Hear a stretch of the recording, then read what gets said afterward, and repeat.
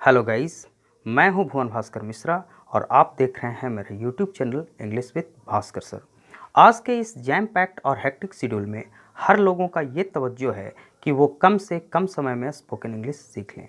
और आज ग्रामर के जिस चैप्टर के साथ मैं उपस्थित हूँ, स्पोकन इंग्लिश का रास्ता उसी से होकर गुजरता है। जी हाँ, मैं बात कर रहा हूँ टेंस की। और आज टेंस के अंतर्गत प्रेजेंट टेंस के सबसे अंतिम ब्रांच प्रेजेंट परफेक्ट प्रोग्रेसिव के बारे में स्टडी करेंगे और जानेंगे फोर और सिंस के यूज़ के बारे में विस्तार से। तो बने रहिए मेरे साथ इस वीडियो के अंत तक।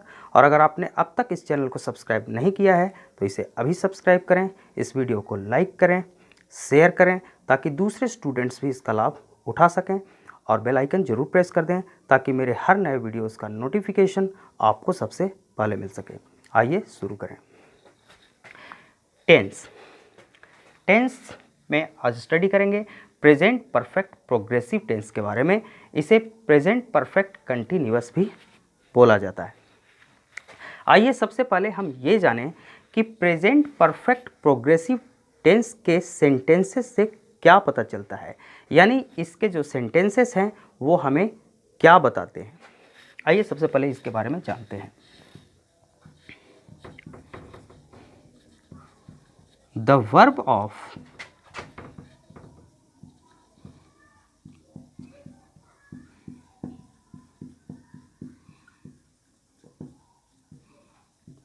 present perfect progressive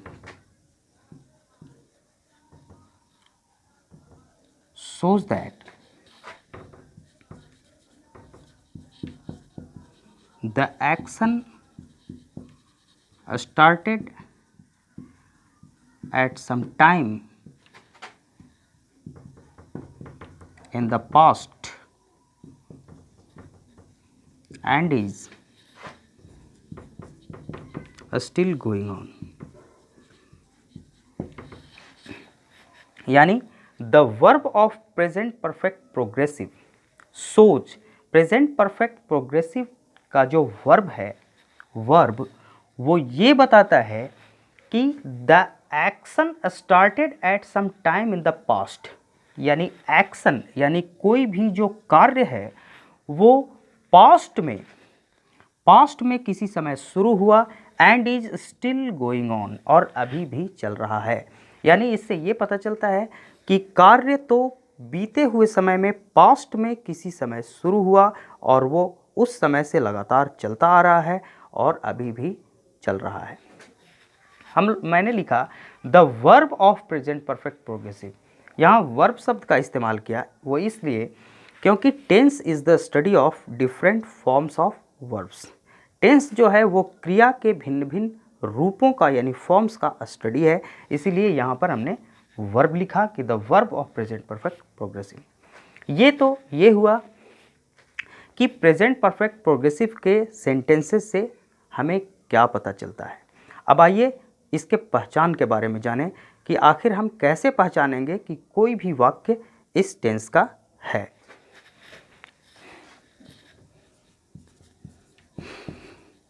पहचान, इसका पहचान है, दो तरीके से हम इसे पहचानते हैं। पहला तो है ता रहा है, ती रही है,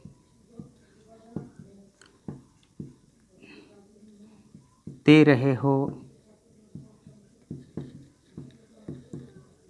ता रहा हूँ, etc etc। और दूसरा है समय प्लस रहा है, रही है, रहा हूँ, रहे हो, एटसेट्रा। ओके, यानी ये तो हम सभी जानते हैं कि ता रहा है, ती रही है, ते रहे हो, ता रहा हूँ, इसमें समय की चर्चा नहीं है। सिर्फ ये पता चल रहा है कि काम पहले से होता आ रहा है और अभी भी हो रहा है। और समय अगर दिया हुआ रहता है तो उसमें ता रहा है, ती रही बोलने की ज़रूरत नहीं है। सिर्फ रहा है, रही है, रहे हैं बोलने से ही काम चल जाता है, क्योंकि समय की चर्चा उसमें होती है। एग्जाम्पल सेंटेंस देखिए, वह खेलता रहा है, वह खेलता रहा है।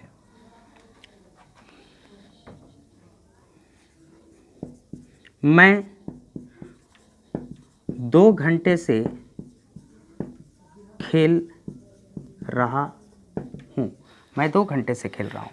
अब इसे देखिए, वह खेलता रहा है, ता रहा है, मैं पढ़ता रहा हूँ, तुम पढ़ते रहे हो, सीता खेलती रही है। इससे ये पता चलता है कि काम लंबे समय से होता आ रहा है। हम इसे ऐसे भी कहते हैं, वह खेलता रहा है या वह खेलता आ रहा है। सीता पढ़ती रही है या सीता पढ़ती आ रही है। इससे ये पता चलता है कि कार्य काफ़ी समय से होता चला आ रहा है, अभी भी हो रहा है।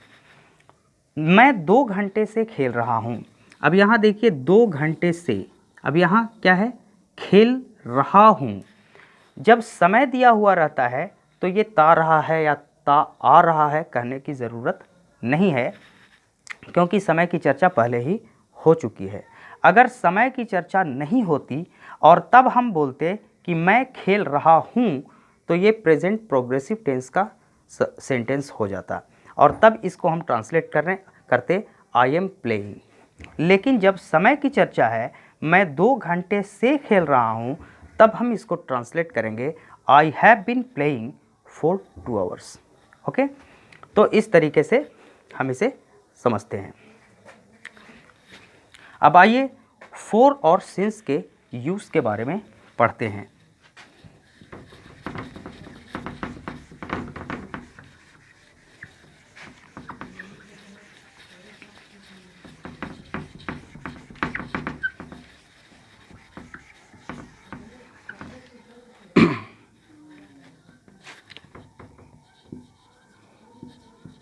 The use of for and since, for and since, okay. यहाँ हमने इस USE को का जो प्रोनाउंसिएशन किया वो है यूज़, द यूज़ ऑफ, क्योंकि यूज़ जो वर्ड है अगर ये नाउन के रूप में इस्तेमाल होता है, अगर ये नाउन पार्ट ऑफ स्पीच में है तो इसे यूज़ पढ़ते हैं, और अगर ये वर्ब है तो फिर इसे हम यूज यानी यूज पढ़ते हैं। ओके, अब देखिए फोर, फोर के बारे में। फोर से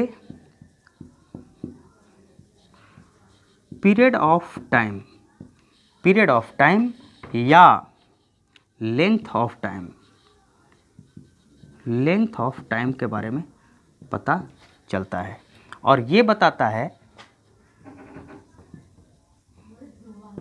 कितने समय से, कितने समय से या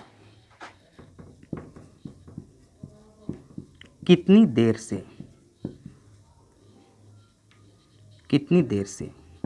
ओके, यानी ये मोटा मोटी तौर पे समय का एक रफ आइडिया देता है कि काम कितने समय से हो रहा है।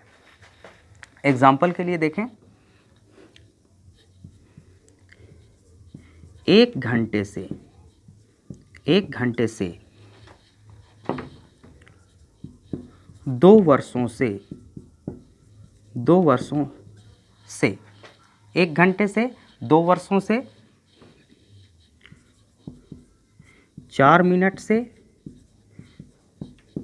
ओके, अब 1 घंटे से 4 एन आवर, 4 एन आवर, 2 वर्षों से 4 2 ईयर्स, 4 मिनट से 4 4 मिनट्स, 4 4 मिनट्स। ये क्या बता रहा है? मोटा मोटी तौर पे समय का एक अंदाज। काम कितने समय से हो रहा है? तो 1 घंटे से हो रहा है। तुम ये काम कब से कर रहे हो? तो 2 वर्षों से। तुम यहाँ कब से खड़े हो? तो 4 मिनट से। यानी कि समय का एक रफ आइडिया, समय का एक रफ आइडिया देता है। ये कभी भी एग्जैक्ट टाइम नहीं बताता है, ये नहीं करता कि काम कब से हो रहा है।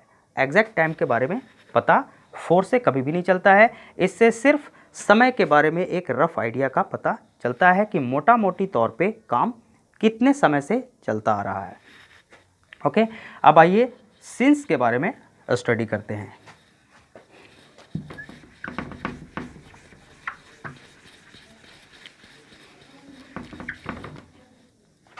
सिंस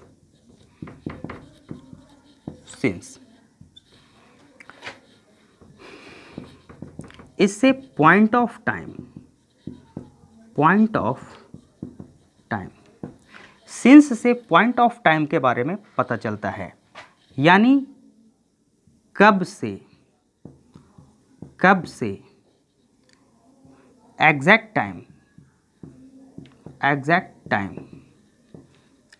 टाइम यानी निश्चित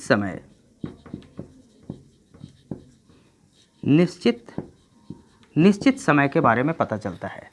यानी सिंस पॉइंट ऑफ टाइम या एग्जैक्ट टाइम के बारे में बताता है कि कोई भी काम कब से हो रहा है, यानी हमें निश्चित समय का पता चलता है। एग्जाम्पल देख लीजिए, जैसे एग्जैक्ट टाइम के बारे में पता चलता है, एग्जैक्ट डे के बारे में पता चलता है, एग्जैक्ट डेट के बारे में पता चलता है, एग्जैक्ट ईयर के बारे में पता चलता है। तो इस तरीके से इससे हर चीज़ एग्जैक्ट पता चलता है कि समय क्या था। जैसे यहाँ देखिए, सिंस मंडे यानी सोमवार से, जितने भी 7 दिन हैं, Monday, Tuesday, Wednesday, Thursday, Friday, Saturday, यानी जितने भी हैं सबके साथ सिंस लगेगा। Since Monday, since Tuesday. अब देख लीजिए, सिंस जनवरी 12 महीने, जितने भी 12 महीने हैं, जनवरी, फरवरी, मार्च, अप्रैल, वो सब के साथ सिंस लगेगा, क्योंकि वो एग्जैक्ट मंथ के बारे में पता चल रहा है। अब देखिए एग्जैक्ट टाइम, सिंस 10 o'clock, ये काम कितने बजे से हो रहा है, तो 10 बजे से, एग्जैक्ट टाइम का पता चला। अब देखिए, सिंस 1920, ये काम कब से हो रहा है, 1920 यानी 1920 से, एग्जैक्ट ईयर। अब और देखें, सिंस वेन यानी कब से, सिंस वेन, हमने कहा सिंस देन, तब से या तभी से। सिंस वेन मीन्स कब से, और सिंस देन मीन तब से या तभी से। ठीक है।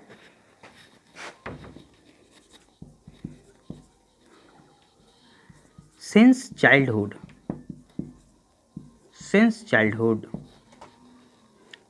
या सिंस यस्टरडे,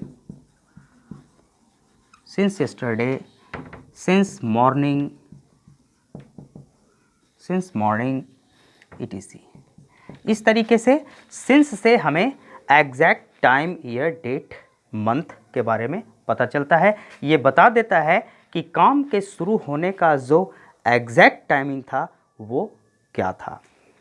तो अब मुझे लगता है कि आप सिंस और फॉर के बारे में समझ गए होंगे। अब आइए प्रेजेंट परफेक्ट, प्रोग्रेसिव या कंटिन्यूअस टेंस को अलग अलग सेंटेंसेस में डिवाइड करके पढ़ते हैं। आप जानते हैं कि हम इसे पॉजिटिव, नेगेटिव, इंट्रोगेटिव और WH क्वेश्चंस 4 प्रकार के अलग अलग सेंटेंसेस में डिवाइड करके उसे विस्तार से पढ़ते हैं। आइए सबसे पहले पॉजिटिव सेंटेंस के बारे में पढ़ते हैं।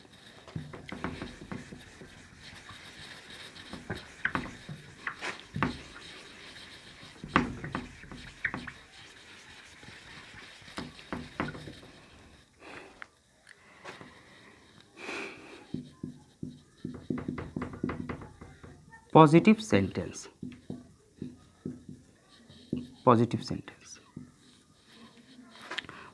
सेंटेंस का जो स्ट्रक्चर है वो है सब्जेक्ट प्लस हैज़ या हैव प्लस बिन। इस बिन को दोनों के साथ कॉमन ले लेते हैं, हैज़ बिन या have been. Subject plus has been या have been plus V4। V4 का मतलब क्या होता है? वर्ब में ing लगाना, V4। ओके, प्लस फोर या since plus time given, time given या time mentioned. Subject plus has been have been plus V4 plus four या सिंस प्लस टाइम गिवन या टाइम मेंशन्ड, यानी जो समय दिया हुआ होता है। आइए समझते हैं एग्जाम्पल सेंटेंस।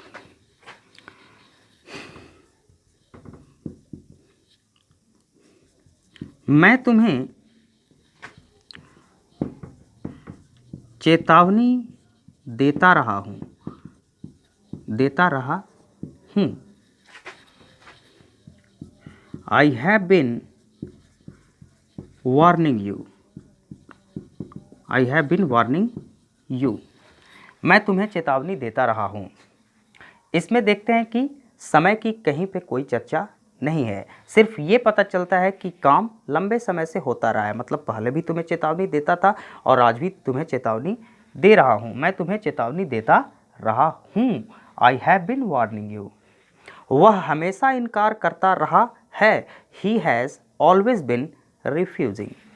इस तरीके से सेंटेंसेस से समय का नहीं पता चलता, लेकिन ये पता चलता है कि काम लंबे समय से होता रहा है और अभी भी हो रहा है। अब नेक्स्ट सेंटेंस देखिए, वह सुबह से पढ़ रहा है, पढ़ रहा है। वह सुबह से पढ़ रहा है।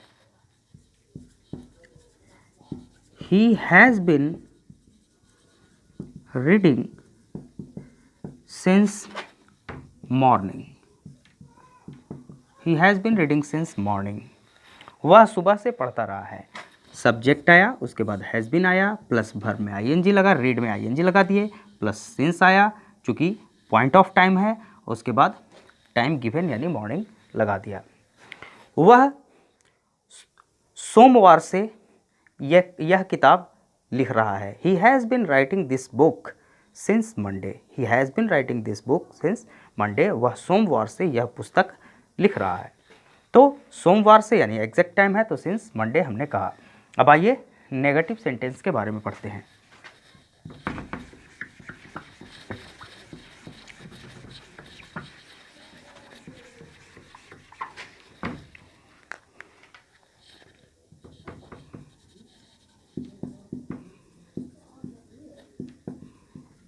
नेगेटिव सेंटेंस, इसका स्ट्रक्चर क्या है? सब्जेक्ट प्लस हैज़ या हैव प्लस नॉट प्लस बिन। यहाँ हम देखते हैं कि हैज़ और हैव और बिन के बीच में नॉट का इस्तेमाल होता है। कभी भी ये नहीं करना है कि ही हैज़ बिन नॉट, नहीं, ही हैज़ नॉट बिन, यानी बिन से पहले ही हम नॉट का इस्तेमाल करते हैं। प्लस V4 प्लस फोर या सिंस प्लस टाइम गिवन या टाइम मेंशन्ड। तो सब्जेक्ट प्लस हैज़ और have plus not plus been plus V4 यानी वर्ब में ing प्लस फोर या सिंस प्लस टाइम गिवन। आइए सेंटेंस को समझते हैं। वह सोमवार से एक पुस्तक नहीं लिख रहा है। वह सोमवार से एक पुस्तक नहीं लिख रहा है।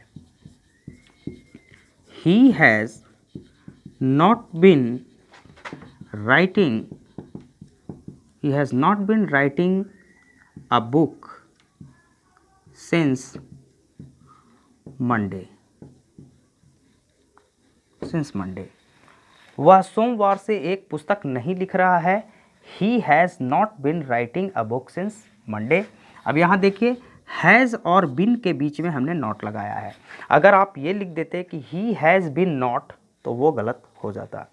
He has not been plus verb right में ing लगाया, राइटिंग अ बुक और plus time given for, yes exact time है तो सिंस मंडे। ओके, अब इंटेरोगेटिव सेंटेंस को समझते हैं।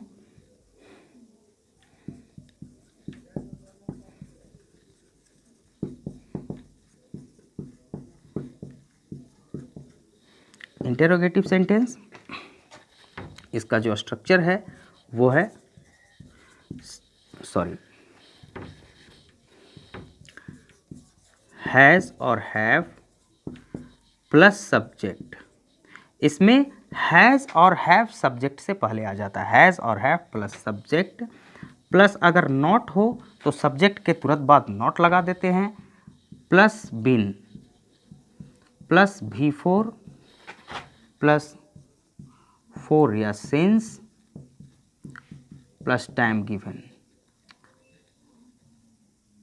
Time given. ओके, हैज़ और हैव प्लस सब्जेक्ट, नॉट हो तो सब्जेक्ट के तुरंत बाद, प्लस बिन, प्लस भी फोर, प्लस फोर या since, plus time given. Example sentence से क्लियर करते हैं। क्या तुम सुबह से नहीं पढ़ रहे हो? क्या तुम सुबह से नहीं पढ़ रहे हो? Have you not been reading since morning? Have you not been reading since morning? अब यहाँ हमने क्या देखा कि have और ये सब्जेक्ट, सब्जेक्ट से ठीक पहले हमने हेल्पिंग वर्ब have का इस्तेमाल किया है। Have you not been, not been यानी सब्जेक्ट के तुरंत बाद नॉट और फिर उसके बाद बिन का इस्तेमाल हुआ है। Have you not been reading since morning और लास्ट में क्वेश्चन मार्क, और यहाँ लास्ट में क्वेश्चन मार्क भी कर दीजिए स्ट्रक्चर में, क्वेश्चन मार्क या नोट ऑफ इंट्रोगेशन भी उसे बोलते हैं। तो इस तरीके से अगर मान लिया जाए कि ये पॉजिटिव सेंटेंस रहता कि वह सुबह से पढ़ रहा है, he has been reading, he has been reading since morning, he has been reading since morning। अब यहाँ क्या होता है, ही सब्जेक्ट है और उसके बाद ये हेल्पिंग वर्ब हैज़ लगा हुआ है। इंट्रोगेटिव में क्या होता है कि ये जो हैज़ है वो उठ के सीधे यहाँ चला आता है और ये बन जाता है has he bin, has he और फिर ये बिन आ जाता है, क्योंकि हैज़ उठ के यहाँ चला आता है। बस इतना ही अंतर है कि हेल्पिंग वर्ब हैज़ और हैव को सब्जेक्ट के ठीक पहले खड़ा कर देते हैं। और अब आप ये सोच रहे हैं कि हैज़ का इस्तेमाल कहाँ होगा, तो थर्ड पर्सन सिंगुलर नंबर जितने भी हैं, ही, सी, इट, कोई भी सिंगुलर नाउन या वन नेम के साथ हम हैज़ का इस्तेमाल करते हैं, बाकी सब के साथ हैव का इस्तेमाल करते हैं। अब आइए WH क्वेश्चंस के बारे में पढ़ते हैं।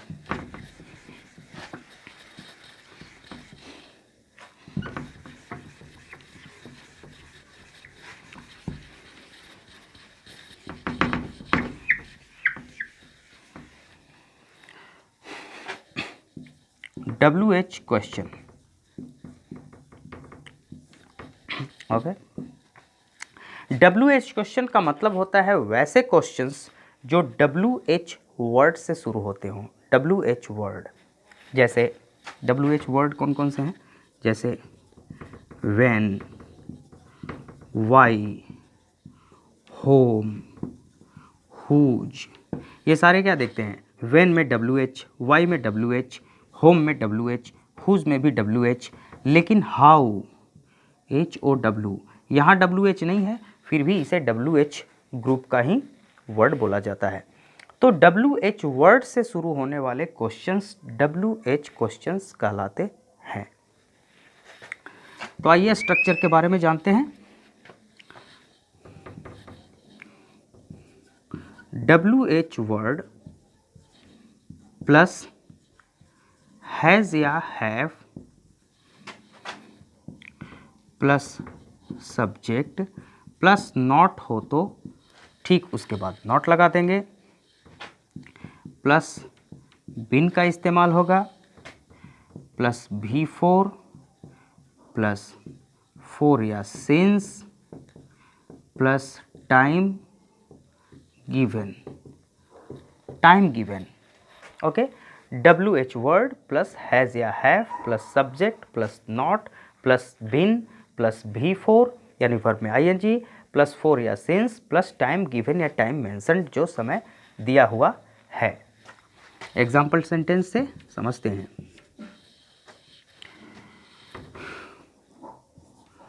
वह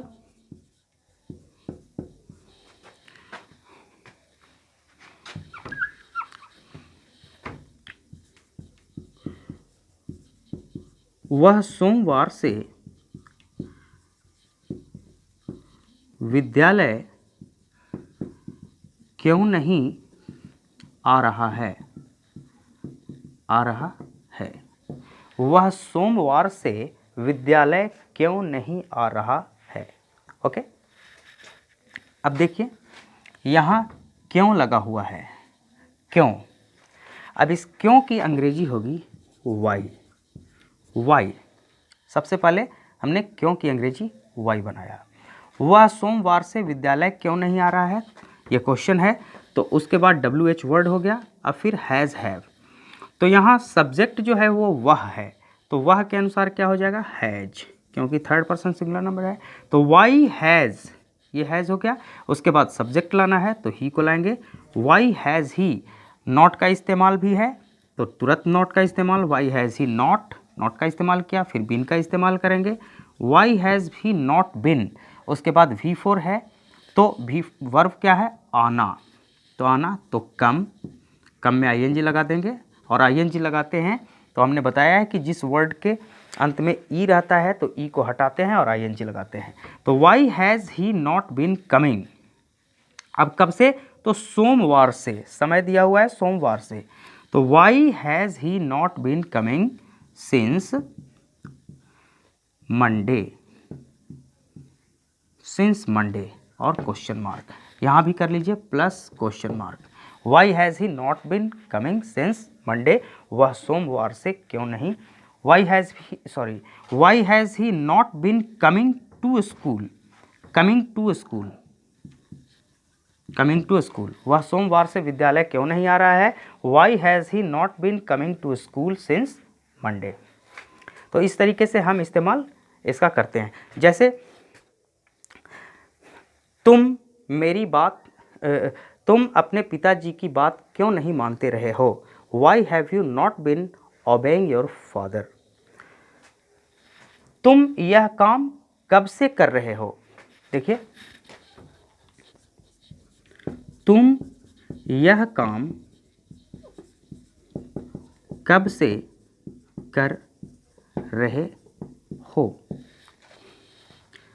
अब हमने बताया कि कब से की अंग्रेजी सिंस वेन होती है, SINC सिंस वेन। तुम यह काम कब से कर रहे हो, तो सिंस वेन हैव यू बिन, सबसे पहले सब्जेक्ट आया, उसके पहले ये हैज़ हैव, यू के अनुसार हैव लगेगा तो हैव लगाए, उसके बाद सब्जेक्ट के तुरंत बाद बिन लगाए, चूँकि इसमें नॉट नहीं है इसलिए नॉट नहीं लगा। तुम यह काम कब से कर रहे हो, तो since when have you been doing this work, since when have you been doing this work. आप इस विद्यालय में कब से पढ़ा रहे हैं, since when have you been teaching in this school. आप इस विद्यालय में क्लर्क के रूप में कब से काम कर रहे हैं, since when have you been working in this school as a clerk, since when have you been working in this school as a clerk. आप शिक्षक के रूप में इस विद्यालय में कब से सेवा दे रहे हैं, since when have you been rendering your services as a teacher in this school.